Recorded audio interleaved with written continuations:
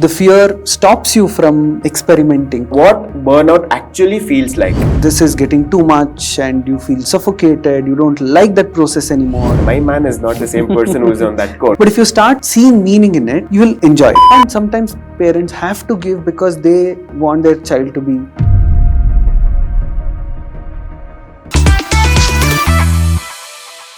Viewers, you're young, you're ambitious, and you're always online. But why does life feel so difficult?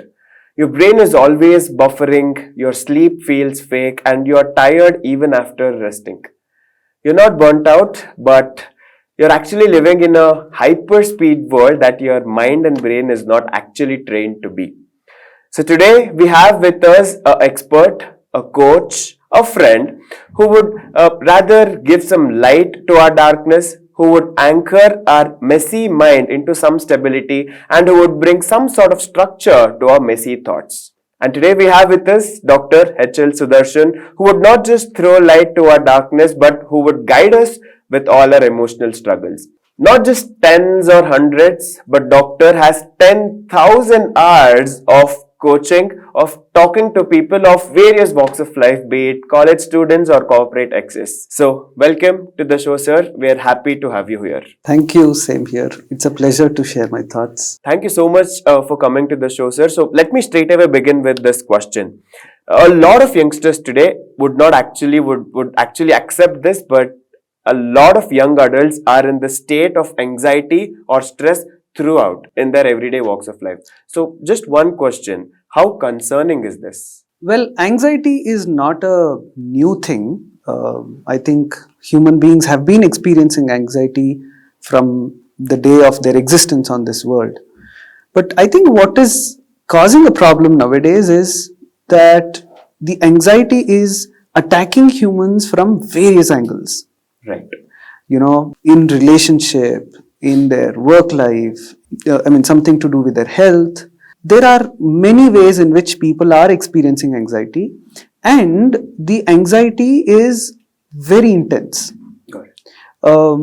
Earlier, either people were not paying so much of attention, or maybe they were not so informed about, how to deal with anxiety, or maybe they had better coping strategies. What is concerning to me especially is the fact that we don't have sufficient coping strategies which would help to reduce our anxieties. Got it. So that seems to be the problem. Right. I totally agree with that. And when we particularly talk about the young age adults, I would like to talk about this one term that a lot of youngsters like me and like our viewers would use, and that is burnout. Right? Yeah. So I want to understand what burnout actually feels like, and it would help a lot of people to understand if they are actually facing that burnout issue. So how does it feel like, and how do you help somebody who is facing that issue? Right. See, burnout is actually an outcome. Right. Burnout is something that you experience after something. So there is something that is happening before burnout. Got it. There is a previous stage to it. So what burnout is basically is when you exhaust yourself with all your resources. When you have a set of experiences and you feel that you can't deal with it anymore. Got it. And that kind of a burnout, I think, is something that most of us experience in our lives. In today's world, I think the experience of burnout is becoming more and more, like I said earlier, is basically because we don't have sufficient coping strategies. Coping doesn't mean that you will have to do all by yourselves. You need to have your social support. You need to have various other things that usually helps a person to manage, their daily demands. But when you run out of all of this, when you realize that you're on the edge, is when you experience burnout. So how it makes you feel is the other part of your question. It is a very individualistic experience. Okay. So I can't say everyone will have the same kind of, it varies from individual to individual, definitely. But what happens in burnout is basically is when you start realizing that you have to give up with it. Okay. And you start feeling suffocated. Got it. For example, in a relationship, when you have to put in a lot of effort in a relationship, you feel like you are investing a lot in a relationship, is when you start realizing that this is getting too much and you feel suffocated, you don't like that process anymore, is when you are experiencing burnout. Got it. In a workspace, for example, you would have joined a company with so much of passion, but eventually you realize it is not made for you. Right. And then you start feeling suffocated. Yeah? You don't feel like getting up from your bed, going to the office, doing your tasks. That's burnout. Got it. So, my other part of the question was, how do you help people who are facing burnout? I know, again, it might be individualistic, but if there's any general approach to help people who are facing this issue. It's a vast area. Okay. Because, like I said, burnout is an aftermath. Right. So, not everyone should experience burnout, Right. technically, right? All of us would experience stress. All of us would experience sort of that overwhelmed feeling. But not all of us experience burnout. Okay. So, there is no one way to deal with burnout. But what I feel is, we must understand our capacities. Okay. We should know what are our strengths and weaknesses, and we should abide by that. Got it. The day you do too much, the day you extend yourself beyond your abilities, is when you're bound to experience burnout. So, prevention is better than cure. So, it's better to prevent burnout.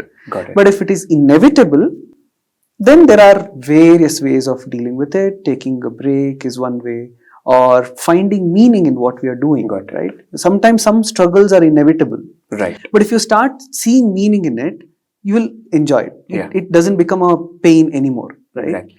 I remember, some assignments during our school times were such a unwanted thing. Yes. Yeah, Yes. but if you probably plug on music, or if you do it in a playful way, it would feel much easier. exactly. Right. So, I agree. yeah, I mean, that's a very simplistic example, but if you can apply the same to your daily life.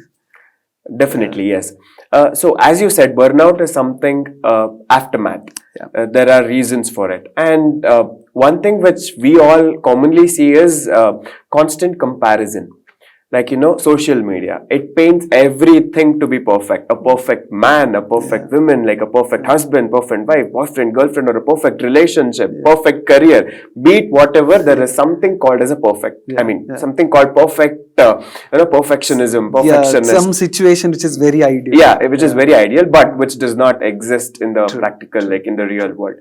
Maybe we just go through some quotes which say, okay, perfect man is that, and a woman sees that and he says, okay, my man is not the same person who's on that quote. Yes. Right? Yeah. So, how do you think like this constant comparison should be dealt, or how do you think we can establish that bridge, or how do you think we should establish that barrier, I can say, from what our life is and what social what is media actual and what is right.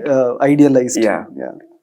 See, personally, to start with, I don't think we should be blaming social media for this, because media in general, in olden days it used to be movies, it used to be novels. Now you have the social media, which is a lot more vocal and obvious in terms of painting what is ideal. So people have been painting ideal things.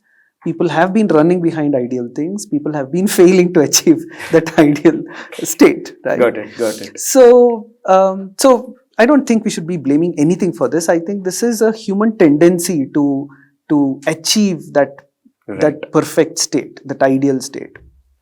And in today's world, we run behind different things, I would say. Right.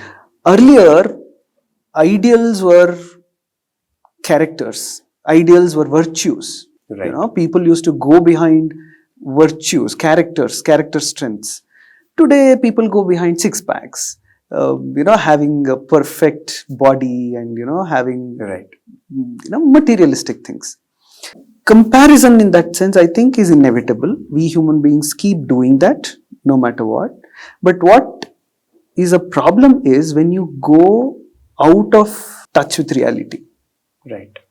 See, maybe somebody who is an influencer, who has perfect physique, is because that's his profession, that's her profession, Right. All they do in their day is probably, take care of their food, take care of their gym routine, take care of, what should be balanced and all of that. Because they have to have a perfect body so that they can teach others how to do it. I mean, that's the bread and butter.